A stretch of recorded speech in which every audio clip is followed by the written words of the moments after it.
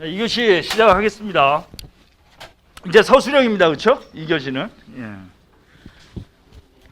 이제 1교시와 이제 2교시, 이제 3교시, 4교시가 나름 이제 좀 차별화 있게 이제 공부를 하시는 게 맞습니다.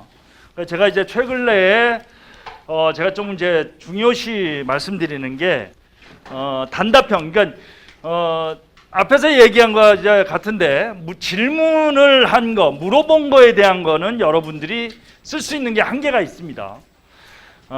법 기준사항이라든지 이런 것들은 그거 쓰면 이제 쓸 게 없습니다. 왜? 물어본 게 그거니까. 그렇기 때문에 그거와 관련된 아이템, 차별화 아이템 내지는 공통 아이템을 좀 많이 써줘라. 그래서 단답형은 기본적으로 4개 이상의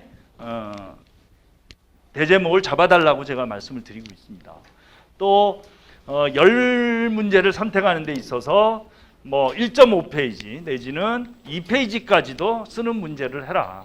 그래서 답안 쓰는 요령을 꽉꽉 채우기보다는 좀 여유 있게 가지고 간다면 충분히 시간 관리가 됩니다. 그리고 많은 분, 대부분이 이제 거의 뭐 시공기술을 가지고 계신 분들이 많이 있습니다. 그렇다면 시간 관리를 된다는 전제면 좀 더 이제 답안을 좀 포괄적으로 좀 써주고 대제목을 좀 많이 잡아달라고 제가 말씀을 드립니다. 자, 이제 서술형 한번 보겠습니다.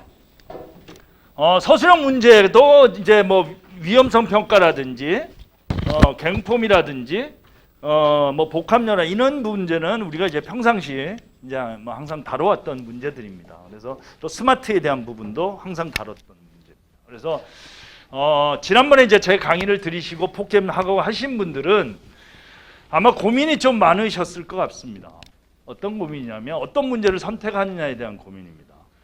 물론 답안을 잘 쓰고 못 쓰고의 문제도 아니고 어떤 답안을 쓸 거냐에 대한 고민. 근데 이제 그 고민을 하실 때 좀 이제 첫 번째는 내가 해본 것 쪽으로 선택을 하실 거고, 두 번째는 똑같은 문제라면 어떤 차별화가 먹힐 거냐에 대한 부분을 가지고 고민을 좀 하시면 괜찮을 것 같습니다. 간혹 이제 다른 사람이 다 쓸 것 같다라고 해서 다른 사람이 안 쓰는 거에 대한 문제를 선택하시는 분들이 있습니다. 근데 어떻게 보면 그 부분이 제가 말씀드린 차별화가 되는 쪽으로 접근을 한다면 다른 사람들이 쓰는 답안을 고르는 게 훨씬 높은 점수를 받을 수 있습니다. 지난번에 이제 그 단답형 중에 어둠의 3요소하고 뭐 플립 러닝이라는 문제가 나왔습니다. 잘 모르는 문제입니다. 그렇죠? 어둠의 3요소 산업 심리학에 나오는 문제가 나왔습니다. 지난번에 제가 한 20분을, 지금 여기에는 자료가 없는데 한 20분을 시험 결과에 따라서 다 제가 확인을 해서 제가 여러분한테 강의한 적이 있습니다. 거기에 보면 그런 문제 선택한 분들 중에 점수 나온 분들이 단 한 사람도 없었습니다. 이게 물론 그분들은 그게 이제 교육이라 모르는 문제이기 때문에 교육적으로 접근을 해서 답안을 쓰셨습니다. 그런데 15점 맞으신 분도 없습니다. 뭐 8점부터 12점입니다. 그렇죠? 형편없는 점수가 나왔습니다. 이제 그렇듯이 너무 이제 뭐 아예 모르는 문제면 어쩔 수는 없겠지만 그런 쪽으로 접근하는 것도 좀 위험성이 있다. 그렇다면 차별화되는 걸로 선택하는 게 훨씬 좋다. 앞에서 말씀드린 모르더라도 스마트에 대해서 안다라면 그거로 접근하는 게 낫다라는 얘기입니다. 그러면 이제 한번 보겠습니다. 위험성 평가 절차와 거푸집 동반에 대한 부분이 나왔습니다. 자, 위험성 평가 절차는 123회의 문제가 나왔습니다. 그리고 이 문제는 제가 공통 아이템으로 또 노래 부르는 문제였습니다. 그리고 여기에 위험성 평가표 역시 제가 공통 아이템으로 제발 좀 써주십시오라고 했던 문제입니다. 이거와 더불어 하나 더 얘기했던 게 체크리스트에 대한 부분을 제가 또 얘기를 했습니다. 그렇죠? 여러분들이 현장에서 체크리스트 합니다. 시공에 대한 체크리스트도 있지만 안전에 대한 체크리스트도 있습니다. 안전점검에 대한 체크리스트, 일일 안전점검표라든지 있습니다. 그거를 답안에 써달라. 여러분들이 시간을 못 채우거나 여러분들이 모르는 문제가 있거나 답안을 못 채우면 그거를 한 페이지 써달라고 얘기했습니다. 위험성 평가표입니다. 그렇죠? 거푸집 동발입니다. 거푸집 동발이는 지난번에도 문제가 시스템 동바리와 거푸집 동바리에 대한 문제가 또 출제가 됐습니다. 한번 볼까요? 그러면 위험성 평가 절차는 기본적으로 플로차트가 있습니다. 플로차트. 그다음에 이거와 이제 묻는 거는 플로차트입니다. 그다음에 위험성 평가표 두 개만 그리면 됩니다. 그러면 그 앞에 뭘 그릴 거냐, 뭘 쓸 거냐에 대한 고민을 또 한번 하면 뭐 위험성 평가에 대한 어떤 지침이 또 있습니다. 그 지침을 보면 평가 시기가 또 있습니다. 이제 이런 5단계의 부분. 그다음에 이 5단계 중에 문제가 또 가장 많이 나온 문제가 재감소에 대한 수립 및 실행에 대한 부분이 나와 있습니다. 그래서 이 문제는 실제 또 문제에 출제가 됐습니다. 위험성 평가상에 위험성 감소 대책 및 수립 및 실행에 대한 부분 기준을 뭐 쓰시오라고 문제도 출제가 된 바가 있습니다. 그렇죠? 그러면 여러분들이 이 절차 플로우 차트가 하나가 들어갈 거고요. 그다음에 위험성 평가표가 들어갑니다. 그러면 앞에 위험성 평가에 대한 전반적인 부분을 서술해 주면 좋다. 그러면 기본적으로 평가 시기에 대한 부분, 평가 시 고려 사항, 평가 시 뭐 중점 관리 사항 부분을 이제 써 주시면 되고. 그다음에 거푸집 동바리에 대한 부분이 나와 있습니다. 그러면 위험성 평가 절차를 쓴다면 가장 중요한 키워드가 근로자의 참여입니다. 이게 법 개정 사항입니다. 그렇죠? 위험성 평가에 그전에는 근로자가 참여를 안 했는데 근로자가 참여해야 된다는 조항이 들어갑니다. 그럼 이걸 안 써주면 안 되는 겁니다. 그렇죠? 제가 위험성 평가는 항상 말씀드립니다. 키워드 옆에서 근로자 참여에 대한 부분을 언급을 해달라고 제가 말씀을 했습니다. 그러면 기본적으로 절차와 위험성 평가 플러스 근로자 참여에 대한 법사항을 언급을 해주면 좋겠다라는 겁니다. 자, 이렇게 제가 이제 위험성 평가에 대한 샘플을 제가 많이 말씀을 드렸습니다. 이거는 내가 어떻게 만드냐에 따릅니다. 어떻게 시간 관리를 하느냐에 따라서 만들면 되는 거고 하면 됩니다. 이거는 어떤 틀이 박혀 있는 게 아닙니다. 그래서 샘플로 제가 말씀드린 평가표가 이런 평가표도 있는 거고 절차도 이렇게 표현을 됐고 어떤 포엠으로 평가표를 만든 분도 계십니다. 그렇죠? 이게 이제 강의 때 항상 제가 포캠 때 그 10분 차별화 아이템에도 제가 항상 넣어놨습니다. 그렇죠?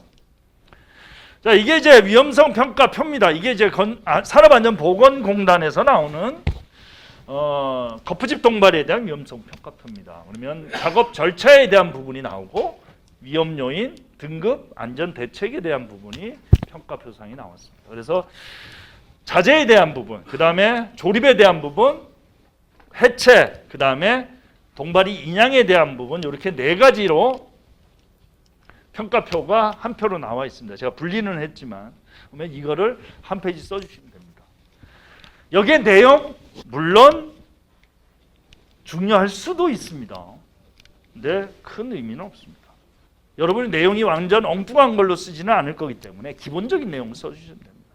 자, 우리 보호 기본적으로 예를 들어서 가공 운반하면 근로자에 대한 안전 교육, 뭐 개인 보호구 지급 이는 기본적인 거. 그다음에 특별 안전 교육 뭐 이런 부분, 그렇죠?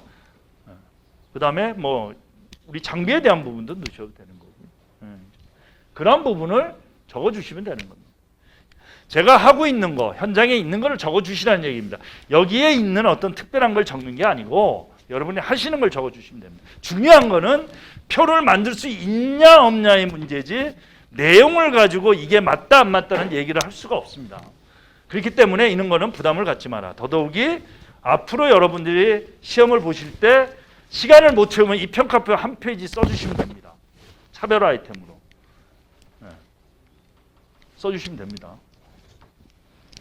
한번 믿고 한번 써보십시오. 안 되면 체크리스트 써주시면 됩니다. 자, 그 다음 이제 또 다른 평가표입니다. 여기에는 어떻게 됐냐? 포엠으로 접근했습니다. 포엠으로 해가지고 접근을 할 수도 있습니다. 그래서 위험 요인 이게 이제 HRA 해가지고 위험 요소 프로파일에 대한 부분들을 이제 넣고 감소 대책에서 이렇게 이제 언급이 되어 있습니다. 그죠?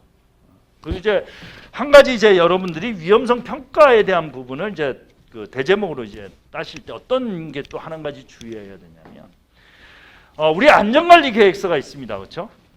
건진법의 안전관리계획서입니다. 안전관리계획서는 전체 공사에 대한 안전관리계획서, 그 다음에 세부 안전관리계획서가 나눠서 작성이 됩니다. 근데 위험성 평가표는 여러분이 간혹 너무 거푸집 동바리의 위험성 평가로 끌고 가는 것보다는 가급적이면 답안에서는 위험성 평가, 그러니까 거푸집 동바리의 인양에 대한 위험성 평가 아니면 거푸집 동바리의 설치 해체에 대한 위험성 평가로 세부적으로 끌고 가는 게 좋겠다라는 겁니다.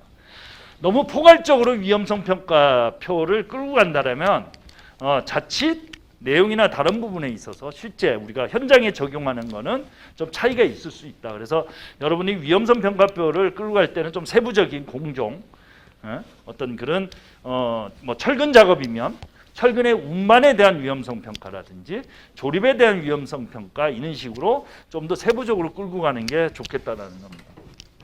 그리고 한 가지 근로자 참여가 있어야 된다라고 항상 명기를 해주십시오. 위험성 평가는. 그 다음 이제 스마트 건설입니다. 스마트 건설은 앞에서 지금 계속 나왔습니다. 제가 이 스마트 건설에 대한 부분이 매번 이제 얘기를 했었고, 특히 스마트 기술 적용 방안에 대해서는 법의 그 정책상에 나와 있습니다. 그렇기 때문에 이거는 결국에는 정책에 대한 부분을 물은 겁니다. 그리고 이제 안전 교육에 대한 활성화 방안입니다. 여러분들이 스마트 교육, 스마트 이제 건설 때문에 더더욱이 최근 코로나 때문에 나온 문제 중에 하나가 123의 필립 러닝이라는 문제가 나왔습니다. 필립 러닝 문제. 그런 거라든지 이제 교육에 대한 부분, 우리가 이제 우리 그 기숙사 교육이 아니라 여러분들이 입시에 우리 학생들 초중 고등학교의 교육 방식도 코로나 때문에 많이 바뀌고 있습니다. 그게 결국에는 스마트 기술에 의해 가지고 바뀝니다. 그렇죠? 우리 대면이 아니라 비대면으로 교육을 하고 있고, 그 다음에 우리가 이제 가장 많이 쓰는 회사 역시도 줌이라는 시스템으로 지금 하고 있습니다. 그리고 모바일에 대한 기술이 발달이 돼서 점점 이제 시스템이 바뀌고 있습니다. 그래서 안전교육의 활성화 방안이 우리가 여러분들이 상식적으로 얘기하는 그런 부분들입니다. 이 부분 중에 스마트 기술에 대한 가장 큰 부분 중에 하나가 VR, AR이 나옵니다. VR 같은 경우에는 되게 이제 오래전부터 얘기가 나왔습니다. 가상 체험에 대한 부분. 그래서 어떤 그 비대면으로 교육을 하는 겁니다. 여기 보면 이제 스마트 러닝에 대한 부분도 있고 클립 러닝에 대한 부분이 이제 언급이 잠깐 되고 있습니다. 이게 전부 다 스마트 기술에 대한 발전, 그 다음에 모바일에 대한 발전에 의해서 지금 할 수가 있다라는 겁니다. 제가 이제 이런 내용을 이제 많이 넣어놓기는 하지만 이거는 여러분들이 이제 그 자료에 제가 읽어보라고 말씀을 드리는 거고, 기본적인 거는 여러분들이 지금 주위에서 느끼는 부분을 가지고 하시면 됩니다. 회사에서 줌에 대한 부분, 줌으로 교육을 하는 부분입니다. 그래서 지난번에 한번 물어보신 분 중에 하나가 지난번에 123의 플립 러닝에 대한 문제가 처음 출제가 된 부분이 있습니다. 쓰신 분들이 별로 없습니다. 그래서 쓰신 분 중에 제대로 점수 받으신 분도 없습니다. 그 플립 러닝을 과연 여기에 넣을 수 있느냐? 당연히 넣을 수가 있습니다. 그죠? 그래서 대면으로 교육하는 게 아니라 비대면으로 사전에 여러분들이 자료를 공유해서 교육을 하고 그 다음에 와서 그 교육을 바탕으로 대면으로 하는 교육 방식이 플립 러닝입니다. 그런 형태로 이제 안전 교육이 바뀝니다. 그러면 여러분들이 이제 안전 교육을 할 때 비대면으로 교육을 받으시고 현장에 투입을 해서 하는 경우도 분명히 있습니다. 그래서 그런 부분, 요즘에 이제 기술자 교육이나 이런 것도 전부 다 비대면으로 하고 인터넷으로 다 하고 있습니다. 이제 그런 부분을 해주시면 됩니다. 그러면 여기에 또 키워드로 뭘 들어갈 수 있을까요? 코로나 넣으시면 됩니다. 그렇죠? 코로나 문제로 인한 스마트 기술의 도입이 되게 또 활성화되고 있습니다. 그게 교육과 연결이 있습니다. 그렇죠? 그런 부분도 연계해서 넣어주십니다. 방안입니다. 그렇죠? 내 개인 의견을 제시를 하셔도 됩니다. 그다음 이제 시공 단계별 이제 적용 방안입니다. 이거는 기본적으로 우리 BIM에 있어서 제가 이제 언급을 했습니다. BIM에 대한 부분. 그래서 설계, 시공, 유지 관리까지의 스마트 기술에 대한 부분이 이제 언급이 되어 있습니다. 요 자료 자체가 정책에 나온 자료를 제가 그대로 딴 겁니다. 이거 역시 마찬가지입니다. 여기 보시면 스마트 기술의 개념 해가지고 로드맵에서 설계 시공 분야의 각 스마트 기술 적용에 대한 부분이 언급이 되어 있습니다. VR부터 3D 드론부터 로보틱스부터 해가지고 다 나와 있습니다. IoT에 대한 부분도 있고요. 그렇죠? 그다음에 발전 방향에 대한 부분 있습니다. 그래서 시공부터 유지 관리까지, 그다음에 계획 단계부터 유지 관리까지 되어 있습니다. 그리고 BIM에 대한 부분을 제가 또 얘기했습니다. 여기는 이제 각 공정별로 스마트 기술의 어떤 적용 분야를 얘기했습니다. 제가 이걸 얘기를 할 때는 이거로 끝나는 게 아니고 답안에 항상 이걸 언급을 하시라고 제가 말씀을 드린 부분입니다. 그래서 우리 CSI 할 때 생애 주기형 안전관리 체계에 대한 구축이 주 목표였다면 이게 바로 그거에 가장 정확하게 적용이 되는 부분입니다. 그 다음에 이제 BIM에 대한 부분 가지고 BIM LOD라는 거를 제가 이제 말씀을 드렸습니다. BIM LOD는 건축시공기술사에 출제된 바가 있습니다. 그래서 BIM에 대한 문제는 다음에도 꼭 나올 가능성이 많습니다. 아직까지 안 나오고 있습니다.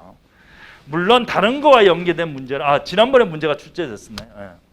BIM LOD 역시 우리가 지금 앞에서 나온 스마트 기술에 대한 부분 2D부터 6D까지 포함된 부분입니다. 불과 얼마 전까지 3D, 4D를 얘기했는데 지금 6D까지 나오고 있습니다. 그래서 LOD에 대한 부분이 1번부터 100부터 500까지 해서 설계부터 유지관리까지 구분을 한 BIM에 대한 부분입니다. 그래서 BIM LOD가 그 전에 이제 출제된 바가 있어서 제가 이제 반복적으로 얘기를 했습니다. 이것도 하나의 차별에 대한 키워드로 여러분들이 답안을 써주실 수가 있는 겁니다. 그렇죠? 그 다음 문제는 이제 갱폼입니다. 갱폼 문제는 뭐 건축에 이제 워낙 건축뿐만 아니라 우리 가설공사의 가장 중요한 부분 중에 하나입니다. 갱폼 우리가 시스템 폼에서 ACS 폼 해서 여러분하고 이제 계속 얘기를 했고, 그 다음에 제가 이제 얘기를 말씀드린 게 이동식 가설 구조물에 대한 폼입니다. 작업 발판 일체형 거푸집을 제가 얘기했었고, 토목에는 ILM, MSS, FCM에 대한 부분을 제가 강조를 했습니다. 가설 구조물 안정성 검토에 대한 부분이 이거하고 연계가 되어 있습니다. 그렇죠? 자, 이번 문제에 토목 건축 문제 똑같이 나오는 안전 문제가 하나 있습니다. 가설 구조물 안정성 검토에 대한 문제가 건축 토목에 똑같이 문제가 나왔습니다. 단답형으로 나왔습니다. 이제 그 부분을 잠깐 그거는 제가 앞에서 말씀드릴게요. 자, 이제 보면 안전설비 기준하고 해체 설치 시 안전대책입니다. 안전설비 기준이 있습니다. 그렇죠? 갱폼에 대한 안전설비 기준 해가지고 이렇게 한 7, 8가지가 안전문제였습니다. 그래서 우리 갱폼에 대한 부분 기본적으로 단면, 그 다음에 갱폼에 대한 평면의 연결고리에 대한 부분이 이제 들어가 있습니다. 그래서 이 연결고리하고 인양고리하고 어떤 부재에 대한 안정성 검토, 구조 검토에 대한 부분이 이제 강조가 돼 있습니다. 그래서 요거는 기본적으로 인양 설비 기준에 대한 부분은 이러한 모식들을 통해서 여러분들이 이제 표현을 해줄 수가 있습니다. 그다음에 설치 해체 시 안전 대책 역시 기준, 안전보건 기준에 이제 명기가 돼 있습니다. 그렇죠? 그래서 물론 이거들을 똑같이 안 쓰셔도 됩니다. 현장에서 안전할 수 있는 부분을 언급을 해주시면 됩니다. 그리고 기본적으로 거푸집은 우리 337조에 해당되는 부분, 이 부분은 제가 계속 이제 앞으로 강조를 하게 될 겁니다. 콘크리트 타설부터 거푸집까지. 그래서 이 부분은 여러분들이 항상 모든 답에 또 적용이 가능합니다. 거푸집 어디나 다 있고 콘크리트 타설 언제나 다 하고 있습니다. 이번에도 콘크리트 타설 문제가 나왔습니다. 그렇죠? 그 다음 이제 제가 말씀드린 게 작업 발표형 일체형 거푸집입니다. 여기에 보면 갱폼, 슬립폼, 슬라이딩폼, 터널 라이닝 폼이 들어가 있습니다. 그죠? 자, 이 문제를 제가 노래 부르듯이 합니다. 이것 플러스 가설 구조물 안정성 검토에 대한 부분을 얘기합니다. 이번에 문제가 나온 겁니다. 가설 구조물 안정성 검토는 토목에 있어서는 이동식 가설 구조물하고 연결이 되어 있습니다. 그래서 앞에서 말씀드린 FCM, ILM, 그 다음에 MSS에 대한 부분이 들어갑니다. 그래서 그런 부분 연계. 그 다음 그거와 또 관련돼 있는 게 유해위험 방지 계획서, 안전관리 계획서입니다. 그러면 지금 제가 얘기한 이 사항이 분리해서 갈 수는 없습니다. 그러면 갱폼이 나와 있는데 이거와 차별화된 아이템을 뭘 쓸 거냐? 이걸 써주시면 됩니다. 예를 들어서 갱폼을 포함한 작업 발판 거푸집의 종류라고 써주셔야 됩니다. 그 다음에 가설 구조물 안정성 검토에 있어서 이동식 작업 발판 일체형 거푸집이라고 써주셔야 됩니다. 그렇죠? 또 그 다음 안전관리 계획서, 위해위험 방지 계획서를 써주셔야 됩니다. 그게 어떻게 보면 여기에 쓸 수 있는 다른 차별 아이템이라는 겁니다. 여기 보면 이제 갱폼에 대한 이제 뭐 재해에 대한 부분, 재해 위험, 그 다음에 대책이 이제 언급이 되어 있습니다. 모든 부분에 대해서는 재해 유형, 안전 대책, 그리고 제가 재해 유형보다는 유해 위험 요소, 유해 위험 요인이라고 제가 많이 하고 있습니다. 그게 위험 요소 프로파일에 보면 HRA 해가지고 위험 요소하고 그 다음에 대책, 그 다음에 위험성에 대한 부분이 이제 언급이 되어 있습니다. 그래서 유해 위험 요소는 재해 유형 플러스 원인에 대한 서술이 유해 위험 요소입니다. 예를 들어서 추락은 재해 유형입니다. 추락의 원인은 예를 들어서 안전대 미착용에 대한 추락입니다. 그렇죠? 그러면 유해 위험 요인은 안전대 미착용에 대한 추락이 유해 위험 요인입니다. 자, 다시 한번 말씀드리면 재해 유형은 그 재해 하나를 얘기하는 거고 그 다음에 원인은 재해 발생 원인을 언급을 합니다. 그러면 유해 위험 요인은 두 개를 같이 써주는 게 유해 위험 요인입니다. 그러면 여러분 서술하실 때 재해 유형 및 원인 및 재해 유형이라고 써주셔도 되고 아니면 유해 위험 요인이라고 쓰셔서 뭐 안전대 미착용에 따른 추락이라는 부분으로 언급을 해주시면 됩니다. 그래서 그거는 이제 여러분이 답안 쓰시는 하나의 요령입니다. 그렇죠? 모든 걸 재해 유형으로 써주시기보다는 그런 좀 이제 키워드를 조금씩 바꿔서 답안을 써주는 것도 하나의 어떻게 보면 차별화가 될 수 있는 부분들이 될 수가 있습니다. 그 다음에 이제 건설 현장의 전중후입니다. 그 다음에 작업 종료 전, 작업 종료 시의 안전관리 활동입니다. 안전관리. 여러분들이 기본적으로 아침에 TBM 활동을 하고 안전관리 활동을 합니다. 위험예지 훈련도 하고 그 다음에 그 전에 어떤 교육에 대한 부분도 있고 위험성 평가도 실시를 하고 많이 합니다. 그렇죠? 그래서 여러분들이 하시는 거에 대한 부분을 우선 써주시면 됩니다. 그래서 작업 전에 뭐 위험성 평가, 브레인스토밍, 그 다음에 특별 안전 교육을 실시를 하고 중에는 안전 수찰이 여러분들이 안전 활동에 대한 부분입니다. 그리고 순찰하다가 어떤 그 안전에 저해가 되는 부분이 나온다라면 즉시 교육을 시키는 부분도 포함이 될 거고 작업 종료 전에는 어떤 자재 정리에 대한 부분이 이제 기본적입니다. 그리고 예를 들어서 개구부라든지 이런 부분들은 안전시설을 제거하고 할 수도 있는 부분들입니다. 그래서 그런 안전시설에 대한 점검이나 설치를 다시 확인하는 부분이 작업 종료 전입니다. 그러면 작업 종료 후에는 어떻게 하느냐? 예를 들어서 개구부 인원 부분에 대한 어떤 근로자에 대한 출입을 통제하는 부분에 대한 점검, 그 다음에 밀폐 공간에 있어서는 근로자들이 투입이 됐는데 예를 들어서 인원에 대한 점검이 또 필요한 부분입니다. 그런 부분, 이런 부분들이 여러분들이 실제 현장에서 하고 계시는 분들입니다. 그죠? 그 부분을 써주시면 됩니다. 되게 어렵게 생각하시는 부분이 있는데 그렇지가 않습니다. 그 다음 하나 차별할 수 있는 거는 건설 현장입니다. 그렇죠? 내가 있는 게 초고층 현장, 내지는 터널 현장, 도로 현장, 뭐 아파트 현장도 좋고 또 그 다음에 소규모 건설 현장도 좋습니다. 그거로 접견하는 게 하나의 차별화입니다. 그러면 대쟁으로 잡아줄 수 있겠습니다. 그렇죠? 소규모 건설 현장에 있어서 안전관리, 예를 들어 작업 전 중점 안전관리 포인트라고 잡아줄 수도 있고 종료 후 안전점검, 확인사항 뭐 이런 식으로 여러분들이 답안을 차별화해서 하나의 차별화 아이템을 해줄 수 있습니다. 그럴 때는 내가 하고 있는 부분을 써주시면 됩니다. 거기에 또 넣을 수 있는 게 스마트 건설을 키워드로 넣을 수 있습니다. 그렇죠? 밀폐 공간에 대한 작업자 확인 부분에 스마트 건설, 근로자의 어떤 위치 추적에 대한 부분이 들어가 있습니다. 그렇죠? 그래서 소규모 건설 현장의 어떤 부분 내지는 초고층 현장의 근로자 위치에 대한 부분도 언급이 될 수가 있습니다. 다양하게 여러분들이 생각을 할 수 있는 부분입니다. 결국엔 또 스마트 안전 기술과 연계해서 답안 써주는 것도 차별합니다. 그렇죠? 왜? 건설 현장입니다.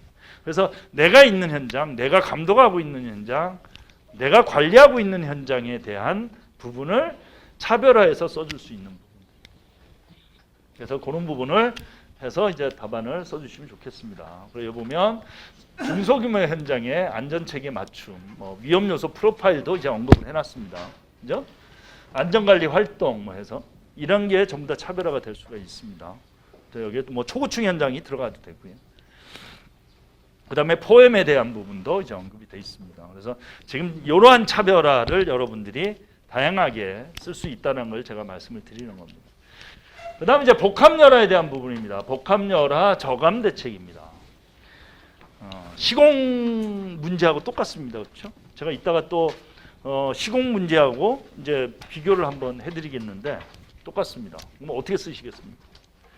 기본적으로 복합열화에 대한 부분을 씁니다. 이는 표 많이 그리죠. 도식화해서 그렇죠? 염해부터 동해까지 화학적 침식, 그 다음에 철근의 부식 과정도 씁니다. 저감 대책, 자 이거에 대한 저감 대책을 씁니다. 여러분 어떻게 쓰십니까? 이렇게 씁니다. 그렇죠?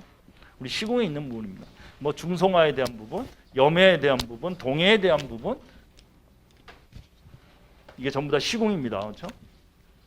그다음 안전입니다. 자 그러면 복합열화에 대한 저감 대책을 쓰십니다. 그러면 저감 대책은 기본적으로 기술적인 대책이 들어갈 거고 그 다음에 그거에 따른 안전 대책으로는 여러분들이 답안을 만들어 가야 되는 겁니다. 그렇죠? 그래서 아까 이제 점심 쉬는 시간에 복합열화 나와서 콘크리트 타설에 대한 재유형과 이거로 끌고 갈 수도 있습니다. 틀린 건 아닙니다.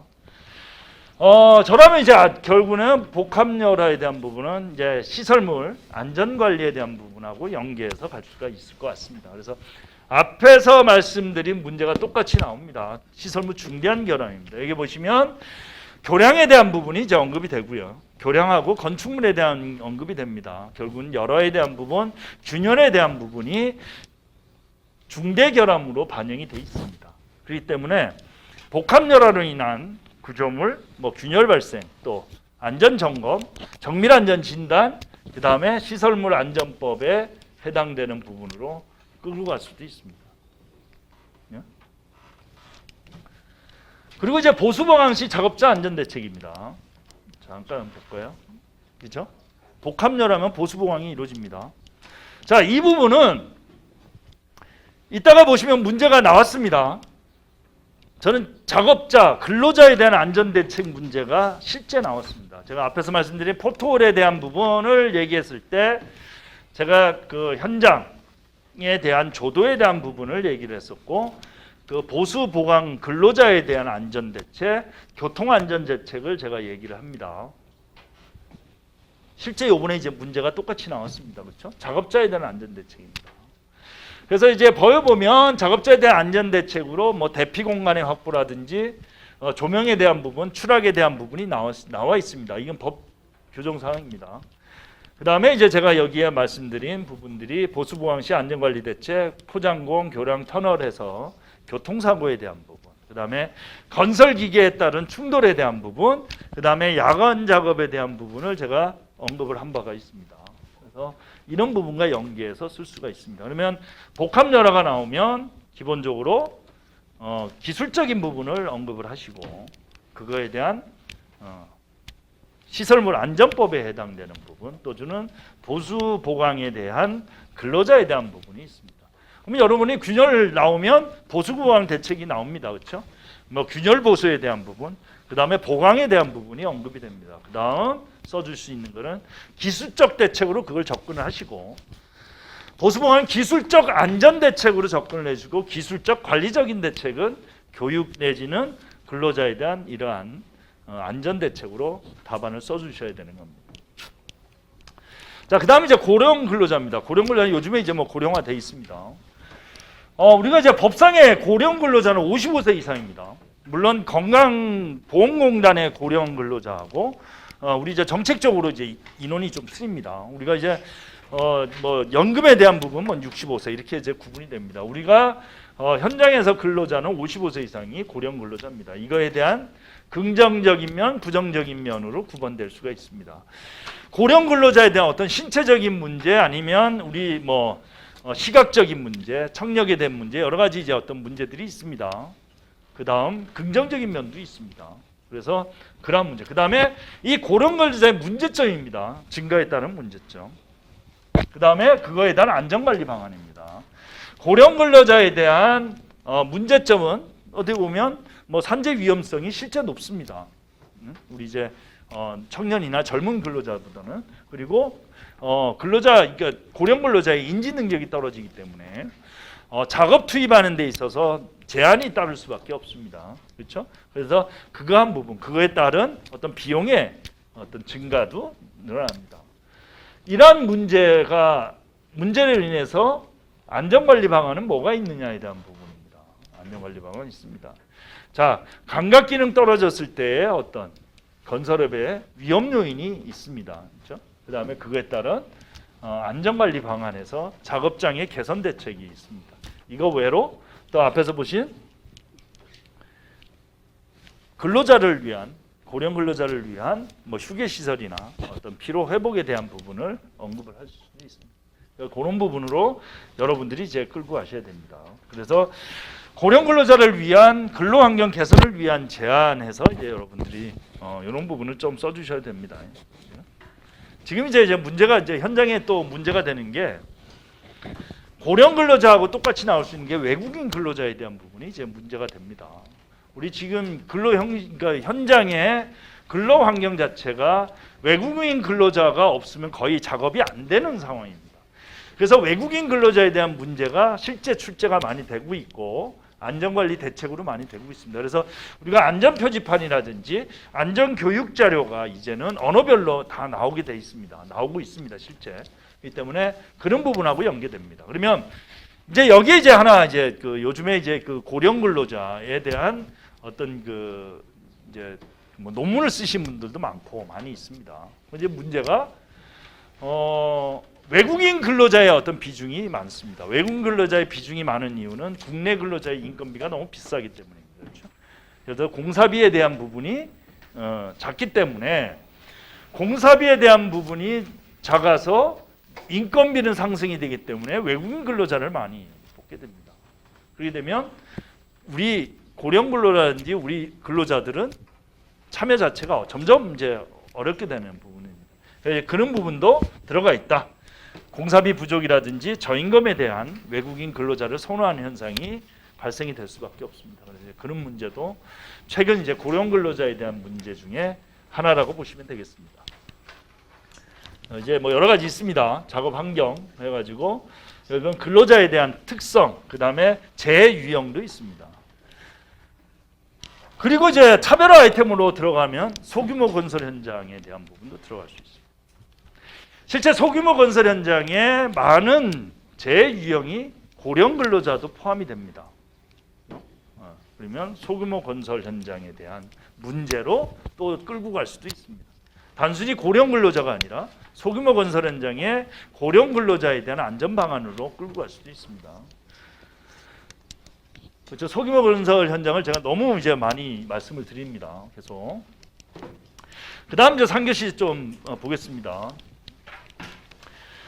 이제 뭐 똑같이 이제 뭐 설치 기준, 뭐 안전 대책에 대한 문제들이 이제 많이 나와 있고, 이제 공법에 대한 도지 나와 있습니다.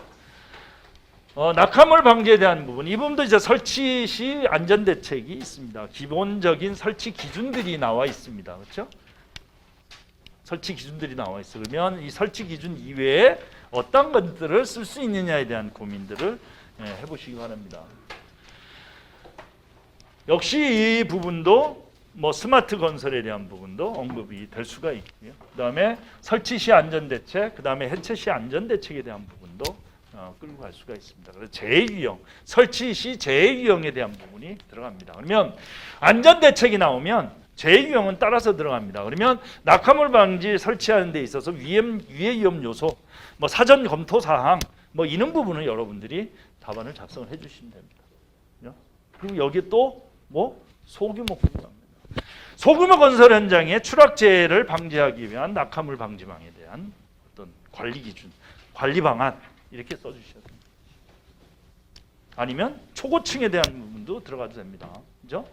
초고층에 대한 부분으로 낙하물 방지망에 대한 부분을 언급을 하셔도 됩니다. 초고층에 대한 사고 또 중점 관리 사항 중에 추락이 있습니다. 도심지 사고에 대한 부분. 그래서 낙하물 방지망으로 끌고 가셔도 됩니다. 그러니까 소규모, 초고층, 그 다음에 도로와 인접한, 통행로와 인접한 부분의 낙하물 방지망에 대한 관리 기준, 관리 사항도 언급을 하셔야 됩니다. 그런 부분들이 하나의 답안에 차별화할 수 있는 아이템입니다. 그 다음에 이제 계단 형상으로 조립하는 거푸집 동바리에 대한 준수 사항과 펌프카에 대한 부분. 펌프카는 이제 콘크리트 타설입니다. 이게 이제 거푸집 동바리가 나왔습니다. 123회에 시스템 동바리와 거푸집 동바리의 붕괴에 대한 부분이 나왔습니다. 계단 형상으로 조립하는 기준이 이렇게 명기가 되어 있습니다. 333조에. 계단 형상에 대한 명기는 우리가 깔판에 대한 부분, 깔판에 대한 부분이 되게 중요한 부분입니다. 예를 들어서 계단 형상에 있어서 그거를 시스템 동반이나 이런 부분에 대한 고인목이라든지 깔목을 과다하게 하면서 어떤 붕괴 사고가 일어나는 부분이 많다라는 것 때문에 이러한 문제가 나오는 겁니다. 그렇죠? 그러면 깔목에 단단히 연결하고 2단 이상 끼우지 말라는 게 주입니다. 그래서 요거 그다음 펌프카에 대한 부분입니다. 펌프카 역시 안전보건 규칙에 분명히 명기가 되어 있습니다. 그리고 콘크리트 타설에 대한 표준 안전 지침에 대한 부분이 언급이 되어 있습니다. 그래서 335조에 펌프에 대한 사용 시 준수 사항입니다. 그러면 여러분이 구조물이 나오면 법사항으로 335조를 무조건 쓰시면 됩니다. 펌프. 왜? 콘크리트 타설이 나오기 때문에. 아마 우리 시공하시는 분들은 콘크리트 타설에 대해서 법에 명시되어 있다는 것을 모르시는 분이 대부분입니다. 저도 안전하기 전엔 몰랐습니다. 그렇죠? 펌프카에 대한 게 안전에 명시되어 있다는 거. 왜냐하면 우리가 시공하시는 분들은 산업안전보건법을 볼 일이 별로 없습니다. 안 보죠. 왜? 건설기술진흥법도 안 보는데. 그렇죠? 근데 법에 명기가 되어 있습니다. 그리고 펌프카에 대한 부분이 콘크리트 표준안전지침에 이렇게 펌프카가 명기가 되어 있습니다. 그리고 산전안전보건규칙에 이런 이제 거푸집에 대한 재유형과 되어 있고 콘크리트 타설 작업에 대한 부분이 이제 명기가 되어 있습니다. 법에. 그러면 이제 334조, 333조가 한번 볼까요? 법에 대해서 한번 살펴볼게요. 계단 형상에 조립한 게 333조. 334조가 타설. 그다음에 335조가 펌프카입니다. 그렇죠? 333, 334, 335. 그래서 거푸집 동바리에 대한 부분이 이렇게 지금 나와 있습니다. 그리고 앞에서 말씀드린 337조가 갱폼에 대한 폼에 대한 부분이 법으로 명기가 되어 있는 겁니다. 그러면 안전 기준을 쓰고 펌프카에 대한 부분이 썼습니다. 그러면 과연 어떤 부분이 있을까요? 차별화, 초고층입니다. 초고층에 대한 CPB는 건축이나 토목의 문제가 실제 출제가 자주 되는 문제입니다. 그렇죠?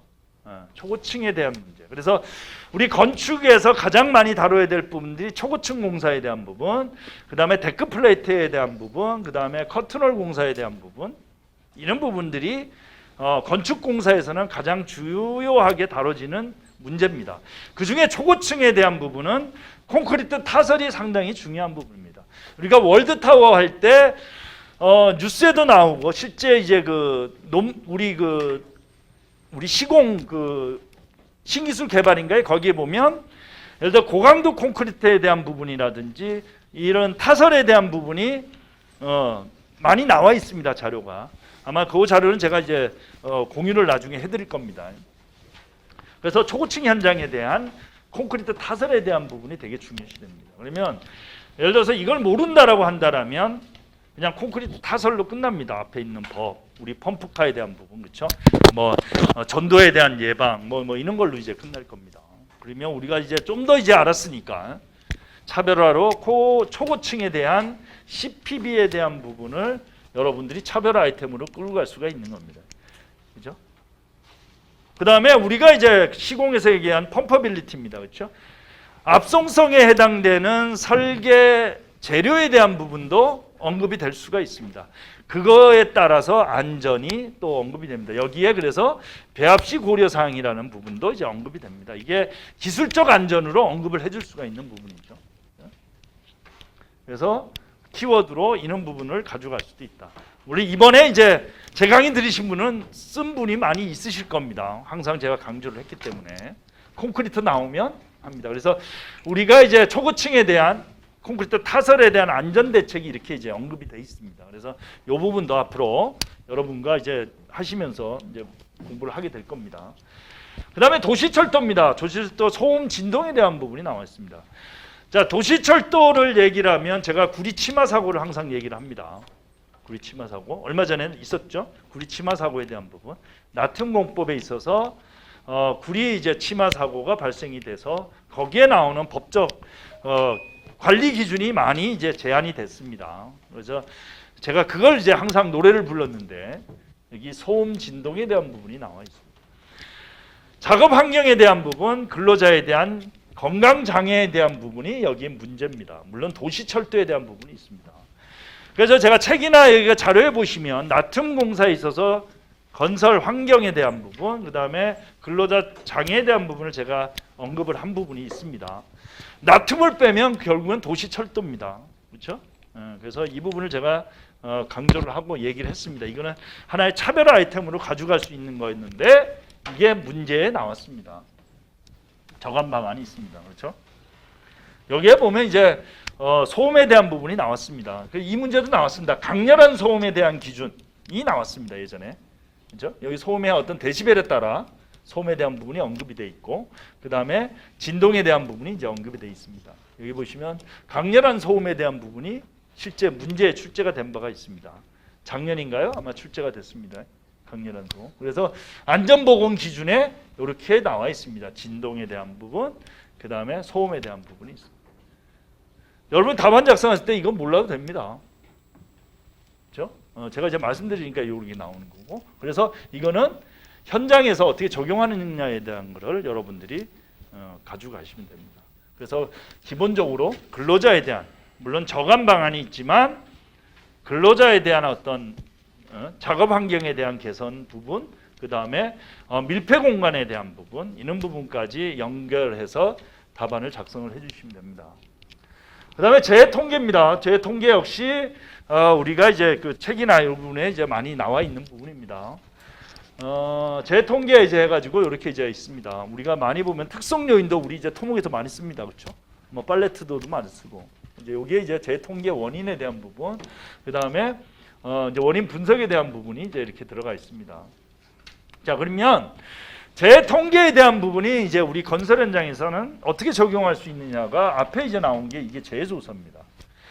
우리 사고 재조사의 순서가 이렇게 이제 있습니다. 이 문제 역시 지난번에 재에 대한 작업 중지에 대한 문제가 나왔을 때 이 부분을 제가 언급한 바가 있습니다. 그래서 재조사에 대한 통계 그리고 그거로 이제 차별화할 수 있는 게 재조사에 대한 부분입니다. 재조사의 재원인 분석이 이루어져야 되는 부분이 바로 이제 하나의 앞에 재통계에 대한 부분하고 연계해서 갈 수가 있습니다. 또 이거와 이제 연계를 또 한다면 작업 중지에 대한 부분이 나옵니다.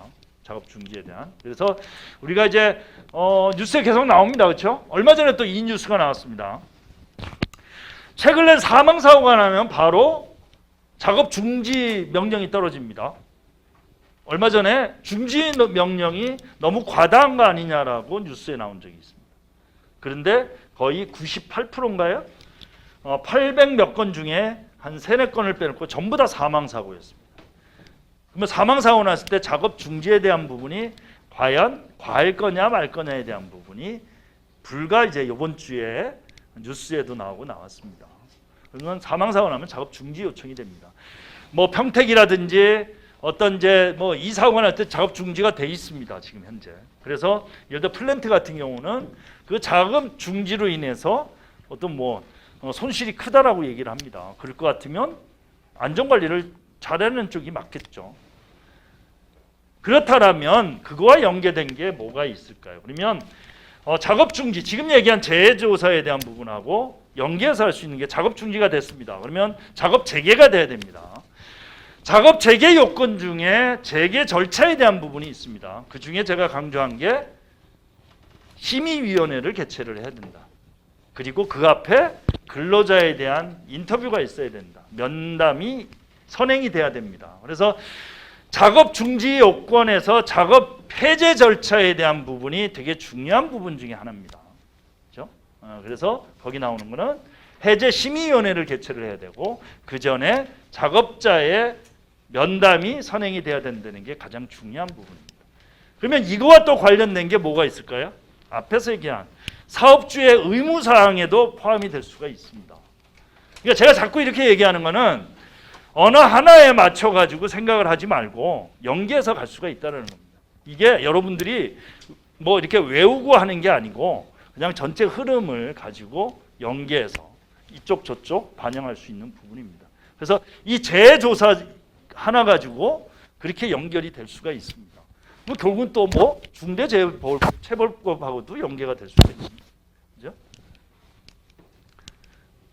자, 이제 사면분계입니다. 사면분계도 지난번에 똑같이 사면분계가 나왔습니다. 낙석에 대한 문제가 나왔습니다. 역시 이게 무슨 문제인가요? 토목 문제입니다. 그러면 토목에서 이걸 3페이지를 다 채운다라면 안전은 어떻게 채워야 됩니까? 자, 여기에 또 있습니다. 제가 강조한 부분이 하나 있습니다. 이게 뭐 이제 토목에 대한 대책. 제가 3가지 굴착공사에 대한 표준 안전 지침을 얘기했습니다. 동시작업 금지, 2차 피해 예방, 그 다음에 대피 공간의 확보해가지고 요 3가지를 제가 계속 언급한 적이 있습니다. 이게 굴착공사 표준 안전 지침에 명시가 돼 있습니다. 그러면 여기에 기본적으로 그게 들어가야 되는 겁니다. 어떻게 안전 대책에 언급이 돼야 됩니다. 그러면 법상에 이게 들어가는 거죠. 그죠? 그래서 이게 계속 제가 언급을 했었습니다. 이거 역시 굴착공사, 흙막이 공사에도 이게 기본적으로 들어가야 됩니다. 그렇죠? 그래서 이러한 기본적으로는 시공에 대한 부분이 들어가고 그 다음에 들어갑니다. 그 다음에 이거와 차별해서 위험성 평가도 들어갈 수가 있습니다. 그렇죠? 그 다음에 재해 발생에 따른 특히 우리가 도로에 보면 터널의 갱구비에 대한 붕괴가 많이 이루어집니다. 그러면 교통 차단이 이루어지고 응급복구와 긴급복구가 이루어져야 되는 부분입니다. 그래서 그거와 또 재난과 관련된 부분이 하나에 들어갈 수 있습니다. 그래서 재난에 대한 매뉴얼이라든지 모의 훈련에 대한 부분도 언급이 될 수가 있습니다. 여기는 제가 뺐지만 그래서 예비, 대응, 대비, 복구, 그렇죠? 예대 대복 해가지고 어떤 재난 프로그램에 대한 가동도 여기에 언급을 할 수가 있습니다. 그리고 여기에 나와 있는 게 이제 스마트 안전 기술에 나온 게 있습니다. 비타면 경보 장치, 그 다음에 낙석, 토속에 대한 대책 시설 해가지고 이게 스마트 안전에 나와 있는 부분들입니다. 그렇죠? 그 다음에 이제 해체 공사가 나왔습니다. 이거 해체 공사 역시 우리가 최근 내에 사고로 인한 해체 공사입니다. 이것도 123회에도 문제가 출제가 됐습니다. 그렇죠? 시공 계획에 대한 부분, 안전관리 사항에 대해서 이렇게 이제 언급이 됐습니다. 그래서 사전 검토 사항입니다. 그래서 해체에 대한 사전 검토 사항으로 우리 그 안전보건규칙 38조에 사전 조사 및 작업 계획서가 있습니다. 이거는 제가 노래를 부르는 겁니다. 38조 사전 조사 및 작업 계획서에 대한 부분이 이제 돼 있습니다. 그거와 이제 관련된 사항입니다. 그러니까 해체 공법의 종류가 이제 뭐 여러 가지가 있습니다. 여기에 제가 이제 넣으라고 하는 얘기가 하나가 있습니다. 여러분이 썼나 모르겠네요. 성면에 대한 부분이 있습니다. 그렇죠? 해체공법이 나오면 해체공법에 대한 부분도 있지만 해체공법 한 게 노후 건축물이 있습니다. 그렇죠? 그 다음에 리모델링 공사에 해체가 있습니다. 그렇죠? 그런 부분들이. 그래서 해체 공사가 나오면 성면을 하나의 키워드로 가져가셔야 된답니다. 그래서 사전 조사 사항에 성면에 대한 조사는 반드시 들어가야 됩니다. 그래서 그게 하나의 키워드로 여러분들이 들어갈 수가 있겠습니다. 그 다음에 이제 4교시입니다. 화재가 나왔습니다. 화재. 이 화재는 뭐 지난번에 화재 감시자가 문제가 출제가 됐었고, 시간을 이제 좀 해서 이제 많이 설명을 드렸으니까 좀 더 이제 당겨서 가겠습니다. 앞에서 말씀드린 화재 작업 시 준수 사항에 대한 부분이 이제 명시가 되어 있고, 용단 용접에 대한 부분이 이제 언급이 됩니다. 앞에서 지금 이제 다 말씀드린 겁니다. 임시 소방 시설이 있습니다. 이거 외로 그 다음에 나올 수 있는 게 앞으로 한번 돌려보겠습니다. 건설공사장입니다. 똑같습니다. 지금 오늘도 벌써 한 20번 얘기합니다. 소규모 건설 현장이 있고 초고층도 있고, 그렇죠? 그거에 따라서 내용이 또 틀려질 수도 있습니다. 이제 그런 부분들을 여러분들이 차별 아이템으로 끌고 가시면 됩니다. 그러면 초고층에 대한 차별화, 예를 들어서 피난 안전 구역에 대한 부분도 이제 언급이 될 거고요. 그 다음에 소규모라든지 법 개정 사항으로 단열재에 대한 부분, 앞에서 말씀드린 단열재, 그 다음에 임시 대피 훈련에 대한 부분, 그 다음에 2차 동시 작업에 대한 금지, 이게 전부 다 법 정책 사항으로 다 반영이 된 겁니다. 그렇죠? 그래서 그런 부분이 마지막 결론부라든지 차별화에 들어가야 된다라는 겁니다. 다 나와 있죠. 안전성 강화를 위한 건축물 마감에 대한 부분, 그래서 샌드위치 판넬을 못 쓰게 했다라는 부분들입니다. 이게 정책에 다 반영이 돼 있습니다. 그 다음에 흙막이에 대한 부분인데 이것도 똑같이 문제가 나왔습니다. 지난번에는 흙막이 어스앙카가 나왔고 이번에는 버팀보가 나왔습니다. 지난번에 어스앙카였고 버팀보 똑같은 문제에 나왔습니다. 단 여기에 계측에 대한 부분이 언급이 됐습니다. 그렇죠? 우리 스트러트라든지 어떤 레카 부분의 이제 부분이죠. 그렇죠? 그래서 계측에 대한 부분은 흙막이가 나오면 기본적으로 따라 들어갑니다. 근데 여기에 이제 친절하게 초과시 안전 대책에 대한 부분이 이제 언급이 돼 있습니다. 그래서 계측기 종류를 여러분들이 쓰시면 되고, 그렇죠? 이제 흙막이에 대한 기본적으로 뭐 재유형이라든지 이런 부분이 이제 들어갑니다. 그다음에 관리 기준은 1차, 2차 해가지고 관리 기준이 기본적으로 있습니다. 2차는 빨리 이제 연락을 취해서 응급 조치나 긴급 조치에 대한 부분을 준비를 한다라는 거고요. 여기에 이제 나오는 게 스마트 안전이 또 나옵니다. 그렇죠? 그 다음 또 하는 게 계측기도 법에 대한 조항이 있습니다. 건설기술진흥법과 산업안전보건법에 분명히 계측기에 대한 법 규정이 명기가 되어 있습니다. 그래서 계측장치에 대한 부분, 그 다음에 진흥법에 대한 계측기, 예를 들어서 위험 요소가 있을 경우에 계측관리 계획을 세워야 된다는 법 규정이 있습니다. 그러면 여러분이 좀 더 공부를 하셨다면 기본적으로 계측이 나온다라면 법을 언급을 해주시는 게 당연하게 되는 겁니다. 이제는. 그죠? 그러면 법사항이 제가 얘기하는 법사항이 몇 개가 있습니다.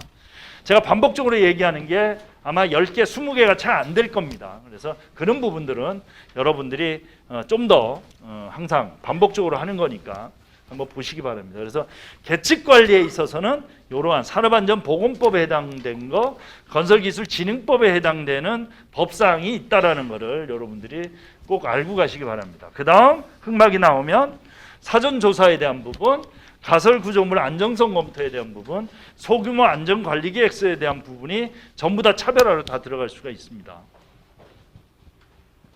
여러분이 선택하시면 됩니다. 가설구조물 안정성 검토에 대한 거는 오늘도 벌써 한 10번 넘습니다. 그렇죠?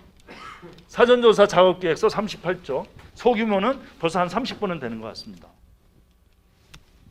자, 그 다음 이제 타워크레인입니다. 타워크레인은 또 중요한 건설기계입니다. 지난번에 또 타워크레인이 나왔습니다. 지지 방식에 대한 부분, 전도 예방에 대한 부분이 나왔는데 이번에는 기본적인 문제가 또 나왔습니다. 조립 설치 시 유의사항 나왔습니다. 여러분이 이거를 타워를 공부하면 이건 다 쓰십니다. 워낙 중요한 거기 때문에. 근데 그러면 다별화 차별이 안 됩니다. 그래서 과연 그러면 차별화를 할 수 있는 아이템이 뭘까에 대한 고민을 하셔야 됩니다. 타워 크레인 역시 법과 관련돼 있습니다. 정책과 관련돼 있습니다. 사고가 많기 때문에 그걸 안 써주시면 차별화가 안 됩니다. 여러분들이 타워 크레인 작업 답안을 쓰시는 부분은 이런 부분들은 기본적으로 다 쓰십니다. 그렇죠? 타워 크레인 모식도 그리고 그에 대한 안전 시설에 대한 부분, 그다음에 해체 유의 사항 다 씁니다. 그렇죠? 다 씁니다. 법에 대한 부분, 특별 안전 교육은 문제가 출제된 바가 있습니다. 타워 크레인의 신호수에 대한 특별 안전 교육 시간에 대한 부분이 출제가 됐습니다. 그다음에 작업 계획서에 대한 부분이 있습니다. 그리고 2018년이죠. 법 개정 사항으로 충돌 방지에 대한 부분, 그다음에 설치 해체 시 영상 기록을 남겨야 된다라는 부분이 이제 법으로 이제 들어가 있습니다. 그래서 요거는 이제 2018년도이긴 하지만 이런 부분이 언급이 돼야 되는 겁니다. 그다음 그러면 최근 내에 타워 크레인에 대한 기준이 바뀐 게 나와 있는 게 뭐가 있냐? 나왔습니다. 최근 내에 무인 타워에 대한 부분이 언급이 되어 있습니다. 그리고 지난번 문제에 타워 크레인의 점검에 대한 부분, 그다음에 그 운전원에 대한 자격에 대한 부분이 문제가 출제가 됐습니다. 이게 언제? 시간이 한번 볼까요? 날짜가? 작년 말에 나온 겁니다. 그러면 타워 크레인 나오면 이 정책이나 이게 언급이 돼야지 차별화가 될 수 있는 겁니다. 그렇죠? 왜? 위에 거는 다 쓰니까. 그래서 기본적으로 최근 타워 크레인에 대한 법적 개정 사항에서 무인 타워에 대한 부분, 그다음에 앞에 잠깐 말씀드린 도심지와 인접한 부분에 타워 크레인의 회전 반경이 넘지 않게 관리 계획을 세워야 된다는 부분도 언급이 됩니다. 그렇죠. 여기 보행자에 대한 안전 부분이 타워 크레인의 중요한 요소가 됩니다. 얼마 전에 이제 타워 크레인에 인양하다가 와이어로프가 끊어지면서 거리로 추락한 사고가 있었습니다. 한 2번 있었습니다. 그렇죠? 그런 부분과 연계된 겁니다. 그래서 타워 크레인 역시 그런 법과 관련된 부분이라는 것을 알고 계시면 됩니다. 그다음에 용접 결함 역시 비파괴 검사 안전 대책입니다. 그럼 여기 끌고 갈게 화재하고 연결이 됩니다. 용접 결함만 잘 쓰시면 절대 점수 안 나옵니다. 그러면 용접 결함하면 용단에 대한 화재하고 끌고 가야 됩니다. 그래서 앞에서 세 문제 역시 똑같은 문제입니다. 물론 모양은 용접 용단 비파괴 안전 대책이지만 주는 화재입니다. 그렇죠? 화재를 언급을 안 하면 점수가 나올 수가 없습니다. 똑같은 문제죠. 그러면 화재를 알고 계시면 기본적으로 세 개의 문제, 그 다음에 플러스 알파는 다 작성할 수가 있다는 거예요. 앞에서 한 똑같은 내용들입니다. 그 다음에 교량 안전 점검 문제가 나왔습니다. 교량 안전 점검 문제 역시 앞에서 했던 시설물에 대한 부분이 이제 언급이 됩니다. 안전 점검. 근데 친절하게 어떻게 나왔다? 작업자의 안전 대책이라고 언급을 이번에는 해주셨습니다. 다른 때는 보수보강에 대한 보수보강 작업에 대해서 아니면 안전 대책에 대해서 쓰시옵니다. 근로자에 됩니다. 몇 년 전에 그 교량 점검로에 하다가 추락돼서 사망 사고가 났습니다. 그렇죠? 그거와도 연계하시면 됩니다. 그렇죠? 그러면 기본적으로 여기는 시설물 안전법에 해당되는 부분이 들어가줘야 된다는 겁니다. 앞에서 말씀드린 한 3개 문제가 똑같이 나오는 거죠. 그게 똑같이 다 적용을 하시면 되는 겁니다. 여기 보면 이제 기소물 안전 중대한 결함이 나오고요. 여기에 보면 교량 파손이라는 명칭이 분명히 또 나왔습니다. 이게 이제 교량 사고 이후에 교량 난간 파손이라는 게 명기가 돼서 지금 법이 개정이 돼 있습니다. 그렇죠? 지난번에 이제 그 앙카 아마 그 어디죠? 앙카에 대한 어떤 불량으로 인해서 사망 3분인가 사망하셨죠. 그 사고 때문에 법이 개정된 겁니다. 그래서 보강 시 작업자 대책에 대한 부분이 언급되어 있습니다. 그래서 앞에서 말씀드린 보수 보강에 대한 부분은 이제 어떤 조도하고도 관련이 돼 있고 교통 그런 부분들이 다 연계되어 있다는. 그다음에 이제 강간 비계입니다. 이미 다 얘기를 했습니다. 설치 기준은 법이 변경이 됐습니다. 1.8에서 1.85로 법이 바뀐 겁니다. 그렇죠? 법방 기준. 그러면 설치 기준하고 졸업식 안전대책 이거는 법이 개정된 사항이기 때문에 법 개정 사항을 공부하신 분들은 다 압니다. 그리고 모식도를 그립니다. 그렇죠? 그리고 제2유형을 씁니다. 10분이면 다 똑같습니다. 거의. 그러면 차별화를 할 수 있는 게 뭘까요? 고민을 한번 해보십시오. 결국에는 또 소규모 안전관리. 안전관리 제도에 대한 부분입니다. 소규모 안전관리 계획서에 제가 아까 전에 말씀드린 비계 설치 계획과 비계 설치 계획에 대한 기준이 들어갑니다. 그만큼 강간 비계라든지 비계 사고가 소규모 건설 현장에서 중대한 부분을 차지하고 있습니다. 그렇기 때문에 이 부분이 언급이 안 되면 또 그렇게 점수가 높은 점수가 될 수가 없습니다. 이게 차별화입니다. 그죠? 소규모 안전관리 계획서에 대한 부분. 그다음 최근에 정책으로 시스템 비계를 의무화했습니다. 요 부분, 요거는 제가 앞에 있네요. 시스템 비계를 의무화했습니다. 그래서 시스템 비계에 대한 부분을 정책적으로 지금 지원을 하게 돼 있습니다. 그래서 그런 부분이 언급이 돼야 되는 겁니다. 그렇죠? 그래서 강간 비계가 나왔지만 비계에 대한 부분은 기본 플러스 차별화 아이템은 결국엔 소규모 건설 현장이라든지 그러한 정책적인 부분이 차별화가 돼야 된다라는 겁니다. 자, 이래서 우선은 제가 전체적으로 문제풀이를 다 이제 했습니다. 그래서 요 보시면 제가 이제 할 얘기의 80~90%는 다 했습니다. 제가 이 얘기가 여러분들이 앞으로 8번을 저를 만날 때 동안 계속 듣게 될 얘기입니다. 계속 듣게 될 얘기입니다. 그래서 그 부분은 여러분들이 외우거나 하지 않으셔도 앞으로 계속 공부하시면서 듣게 되니까 굳이 뭐 어떤 그거 하실 필요는 없고요.